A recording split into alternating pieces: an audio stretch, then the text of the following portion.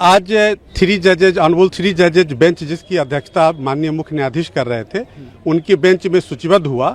लेकिन आज उनका ये कहना था, चूंकि उनका रिटायरमेंट है 14 तारीख को, इसलिए उन्होंने जो नए चीफ जस्टिस हैं उनके समक्ष यानी कि जस्टिस गवई के समक्ष इस मैटर को सूचीबद्ध करने के लिए आज आदेश पारित किया है।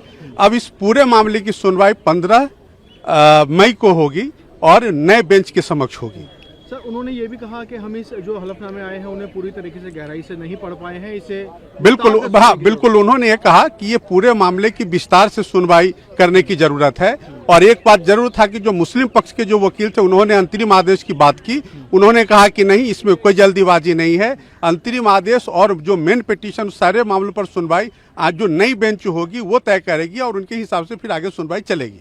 आज तो कोई सुनवाई अब नहीं, आज बिल्कुल कोई सुनवाई नहीं हुई। उन्होंने 15 तारीख की तारीख मुकर्रर कर दी है। सर, पिछली तारीख पे जो सरकार ने, केंद्र ने जो अश्योरेंस दिया था कोर्ट को कि भाई डीनोटिफाई नहीं होंगी प्रॉपर्टीज और कोई नई अपॉइंटमेंट नहीं होगी काउंसिल में, क्या बिल्कुल आज उस विषय पर कोई चर्चा नहीं हुई है। वो डीनोटिफिकेशन या अपॉइंटमेंट के मुतालिक आज कोई चर्चा नहीं हुई है।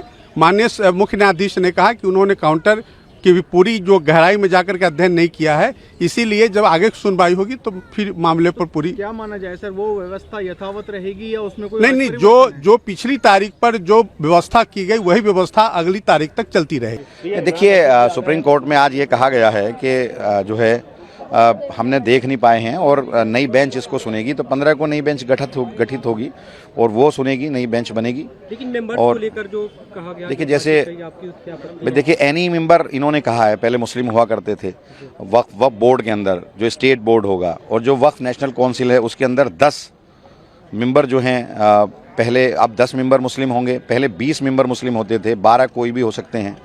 ऐसे ही डीएम अगर किसी भी प्रॉपर्टी का रेवेन्यू रिकॉर्ड में चेंज करना चाहे रेवेन्यू रिकॉर्ड में तो वो कर सकता है। सरकार अगर किसी भी प्रॉपर्टी को गवर्नमेंट प्रॉपर्टी डिक्लेयर कर दे वक्फ की तो वो गवर्नमेंट की हो जाएगी।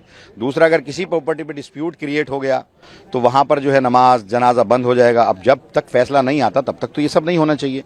फैसला जिस दिन आ जाए, कोर्ट फैसला डिसाइड कर दे कि ये वक्फ की नहीं है तो पहले दिन से वो गवर्नमेंट ट्रीट करने लगेंगे।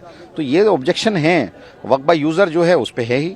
तो अब से पहले भी आप लोग क्या कुछ एडिशनल हमने अपना जवाब दाखिल किया है, हमने सारे पॉइंट उसी में ये सब दाखिल किए हैं। तो अगली जब सुनवाई के लिए आप कुछ आपको उम्मीदें हैं कि क्या कुछ हो? बिल्कुल, देखिए जब तक तो जो ऑर्डर था, जो स्टे था वो जारी रहेगा और नया जो भी होगा, जो सुनवाई नई बेंच करेगी 15 के बाद नई बेंच गठित होगी, वो सुनवाई करेगी। भाई अभी बहुत नहीं हो पाया आज, क्योंकि 13 तारीख को चीफ जस्टिस रिटायर हो रहे हैं। उन्होंने कहा कि आप लोगों ने जो फाइल किया है दोनों तरफ से, दोनों पक्ष ने जो फाइल किया है मैंने वो सब देख लिया है, तो इस पर हमको थोड़ा सा विस्तार की सुनवाई करनी पड़ेगी। तो आप बताएं कौन सा दिन ठीक रहेगा। तो वो दिन निकालने में ये हुआ कि उस दिन तो आप किसी और बेंच में बैठेंगे, जो आज लास्ट डेट होता है, ये होता वो होता, तो होते होते वो 15 तारीख के लिए तय हुआ है कि 15 तारीख को इसकी सुनवाई होगी।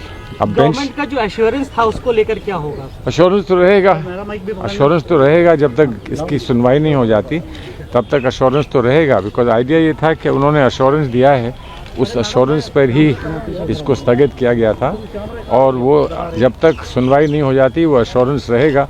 सुनवाई होने के बाद फिर जो भी दूध का दूध पानी का पानी होना है वो हो जाएगा। इस एक्ट में जो दूसरी बहुत सारे चीज़ें हैं सर जिस पर रोक नहीं है, उस पर कार्रवाई जैसे कहा जा रहा है डिमोलिशन और दूसरी जो चीज़ें हैं उसको लेकर अगर सरकार अगर सरकार कुछ करना चाहती है तो सरकार करेगी, लेकिन जहाँ पर जो मुख्य बात है, जो ख़ास बात है, जो जिसमें अमेंडमेंट किया गया है, जब वही उसी पर कोई कार्रवाई नहीं हो सकती तो औरों पे क्या करेंगे। जब आप जो उसकी जो वो है मेंबरशिप है उसमें अभी कोई आप परिवर्तन नहीं कर सकते, तब्दील नहीं कर सकते हैं, तो उस पर रोक हो या ना हो क्या फ़र्क पड़ता है।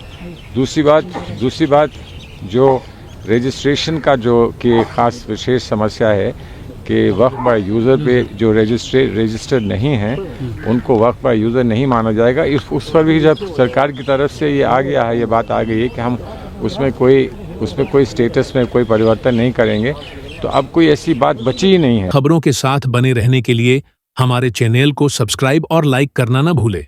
धन्यवाद।